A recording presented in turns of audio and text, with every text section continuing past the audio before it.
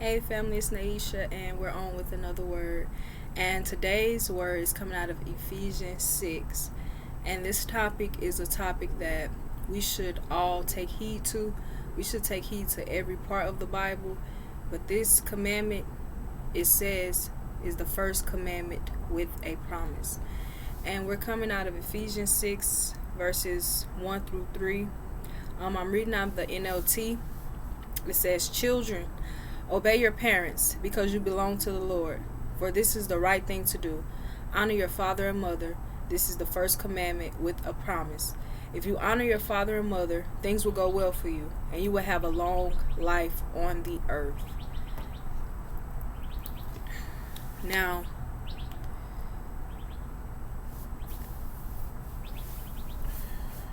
let's just take that in. Obey your father and mother. Now, we could talk about so many things and we could discuss so many parts of the Bible, but we have to remember this commandment. For it says it is the first commandment with promise.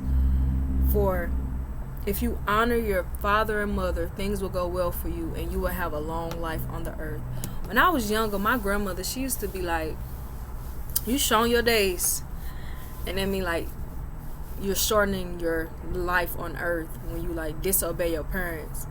And as kids, it don't really register to you like what that really mean, like you shorten your days, like how, like just because you disagree. One thing you have to remember is that you are not your parents equal.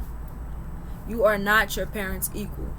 Now, as brash as this may sound, but your parents, they could have another daughter, another son. My parents, they could have another daughter. Granted, they can't have another Naisha, but they can have another daughter. I can't have another set of parents. I can't. And it's interesting that the Lord, he said, he made this a commandment. Now, he didn't say honor your cousins and your aunties and your uncles and your pastors. And he didn't say all of that.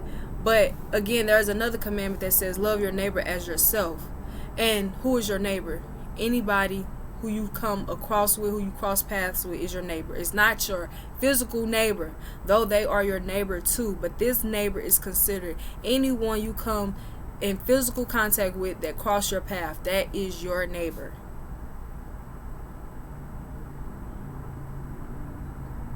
Now, going back to honor your father and mother. See, when we grow up, we have to remember we are already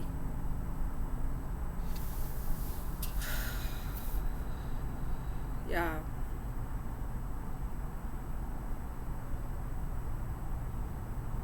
It just make you think about like when times in your life when things ain't go your way and you felt like it should have or it could have or you prayed about it.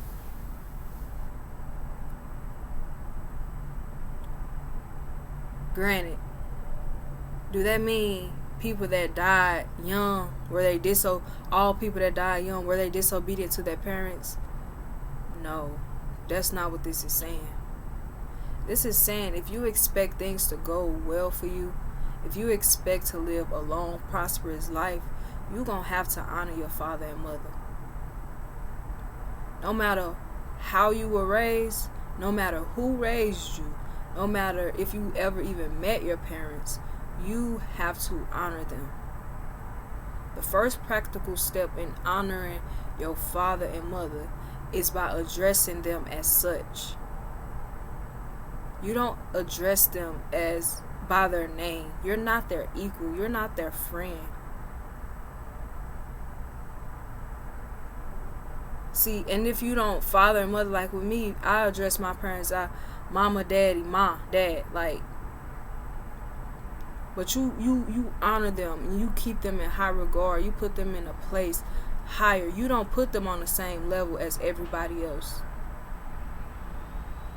Now in life, do we agree with everything our parents say? No.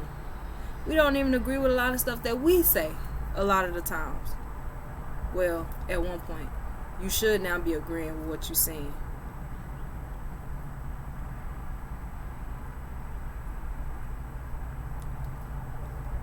My parents specifically, because I can only speak from experience that God has graced me with. Our Father in heaven, He saw fit for them to be our parents, for our parents to be our parents. He entrusted us with them. So no matter the circumstance, no matter, oh, but you don't understand, you don't know it. Listen, we do all things for the glory of God. You see, the story has already been written. It's when we try to rewrite it, when we try to go recruit other people as our parents, as far as, oh, you're going to be my new mother. You will only have one mother. You will only get one father. One earthly father.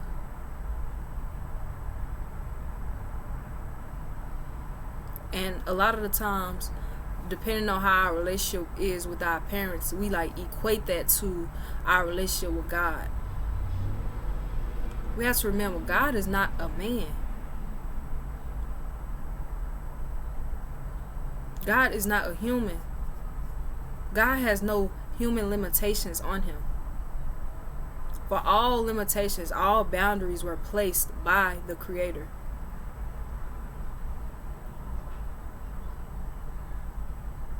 But it's so interesting. My parents, they didn't make a mistake with me. Nothing my parents taught me, nothing they've said to me, nothing they've done to me, done for me, nothing was a mistake. My parents did perfect with me. Even if they don't feel like they have, even if they feel like they could have done this, or they could have done that, or they could have, even if at one point I felt like they could have done something, they should have did this, they should have did that, they shouldn't have did this. They made no mistakes. See, we put in our human mind that, oh, if a person doesn't do this or doesn't do that when I ask them to do this, then that means I should disregard them.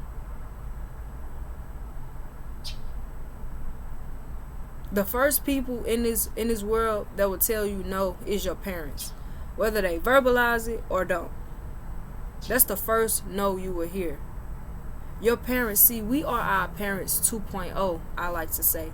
We are our parents 2.0.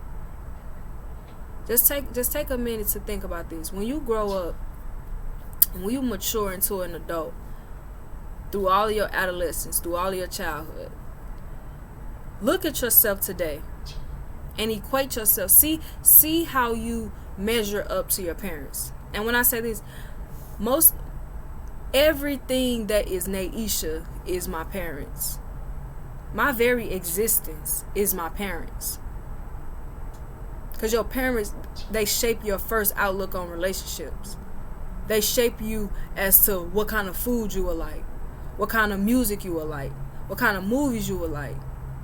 They shape you into this person, be it good or bad. Your outlook on life is going to be shaped by how you were raised. Why you think in therapy, like if you've been in therapy, at some point in time, they ask you about your childhood. They ask you about how did you grow up. And all of this stems from your first relationship with your parents. Now, granted, the relationship we have with our parents is, in some way, it has mirrored the relationship we have with God. So if you're not honoring your parents, you're also not honoring God. Now, we can go on and talk about all the other commandments, but we're not going to be no Pharisee. We're not finna take this to a religious standpoint and be like this. We're not finna do that. We're going to take the word as what it is, the word as truth. In Ephesians 6, it says, honor your father and mother. Do not expect things to go well for you if you do not honor your father and mother. My parents, I promise you, it's nobody like them. Nobody. No, literally, it's nobody on this earth who I've come across, and I probably would never come. I would never come across nobody like my parents, nobody like my mama, nobody like my daddy. Now people could remind you of them, but it's nobody like them. Can't nobody take their place. I know, like, Tupac got a dear mama. It's like a dear parents, for real. Like, dear parents, can't nobody take your place. Can't nobody take my mom and daddy place. Now, people can be nice and they could play certain mentor roles in your life, and they could be, that's cool and everything, but don't ever, ever try to equate somebody to your parents. Don't ever try to put nobody on the pedestal with your parents. Ever. For you are dishonoring them by doing that. You honor your parents to the day you fall asleep.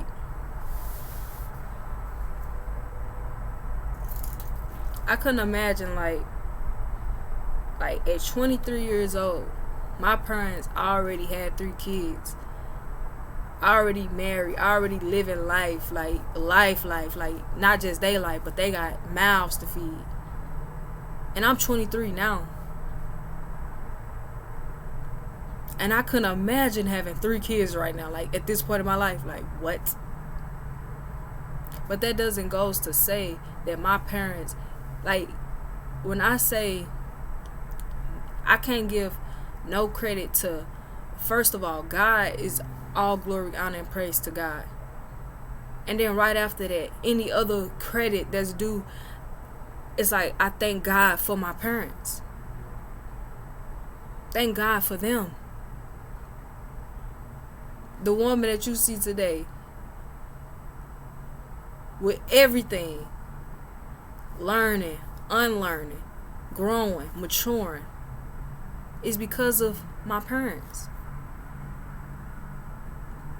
Don't expect, I'm telling y'all, do not expect to get nowhere far in life.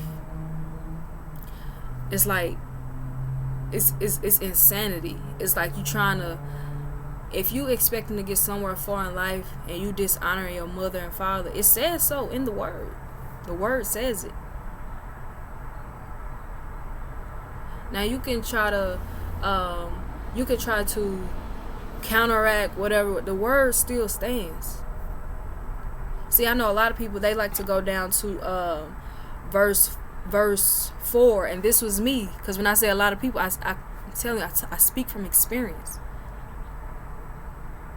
I can't get up here and fake it. I can't get up here and say, oh, I've been the perfect daughter. I know I haven't been the perfect daughter or perfect ideal daughter. I've only been who I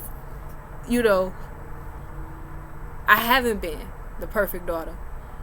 Going to say that through my life, I promise you, it's not a day that has went by since I've come to this realization about what Paul was speaking in Ephesians 6, that honoring your father and mother, and how the Lord gave him that word for us, because he said it's the first commandment with the promise, for you will live a long life on this earth and things will go well for you. Now, if you honor your father and mother and things not going well for you, that doesn't mean it's not going well for you. That just means you need to probably realign. You need to align with your father to see what he wants for you. For he knows the plans that he has for you before he even placed you in the care of your father and mother. Now, I know it's people out here that, and listen, this is not no message to discredit no one's parenting. This is not a message to justify anybody in their quote-unquote wrongs or responsibilities, but I do know that my Father in heaven, your Father in heaven, our Father in heaven, I do know that he has a plan for everything. Being that, like, you never met them before, he has a plan for everything. But do that mean just because you never met them that you dishonor them? No. And it's not, and then this is the thing too, it's not even about trying to understand where they were coming from with this. It's not even about trying to understand why they chose to do the things that they chose to do. It's not even about that. It's about knowing that God, you can take all of this stuff and you can turn it around for my good. See, again, it says, Ephesians 6, 1-3, children, obey your parents because you belong to the Lord, for this is the right thing to do. Honor your father and mother. This is the first commandment with the promise. If you honor your father and mother, things will go well for you, and you will have a long life on the earth. And a lot of people like myself, I used to equate 4 with, oh no, I can't do that because it 4 goes to say, fathers, do not provoke your children to anger by the way you treat them. Rather, bring them up with the discipline and instruction that comes from the Lord. It says, fathers, do not provoke your children to anger. I used to try to justify the reason why I was being disobedient to my parents. And let's talk about disobedience. Now, does this mean, do everything your parents say? It means respect your parents. You can say no without being disrespectful, without being dishonorable. You can say no without disobeying. For the Bible also says, let your yea be yea and let your nay be nay. Meaning, like, if you say yes, let your yes mean yes and your no mean no.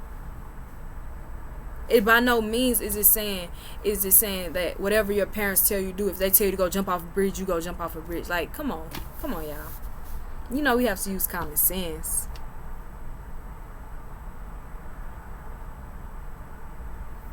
But the biggest takeaway is honor your father and your mother with great respect. See, we try to use things to justify. Oh, you don't know. I don't, but he do. And he always does. And he got a plan for you in everything.